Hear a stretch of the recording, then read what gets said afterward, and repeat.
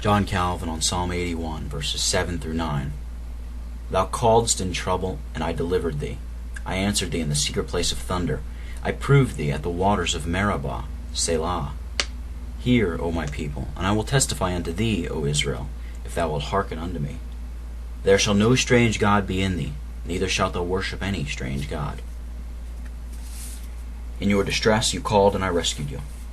It sometimes happens that those who are reduced to extremity bewail their calamities with confused crying, but as this afflicted people still had in them some remains of godliness, and as they had not forgotten the promise made to their fathers, they directed their prayers to God.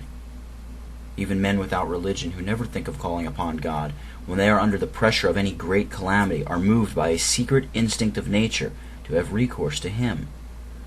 This renders it the more probable that the promise was, as it were, a schoolmaster to the Israelites, leading them to look to God. As no man sincerely calls upon Him but he who trusts in Him for help, this crying ought the more effectually to have convinced them that it was their duty to ascribe to Him alone the deliverance which was offered them. I answered you out of a thundercloud. God was not seen by them face to face, but the thunder was an evident indication of His secret presence among them.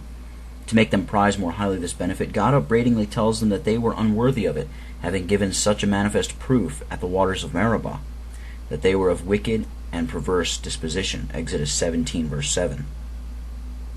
Your wickedness, as if He had said, having at that time so openly shown itself, surely it must from this be incontrovertible that my favor to you did not proceed from any regard to your good desert. This rebuke is not less applicable to us than to the Israelites, for God not only heard our groanings when we were afflicted under the tyranny of Satan, but before we were both appointed His only begotten Son to be the price of our redemption, and afterwards, when we were His enemies, He called us to be partakers of His grace, illuminating our minds by His gospel and His Holy Spirit, while we, notwithstanding, continue to indulge in murmuring, yes, even proudly rebel against Him.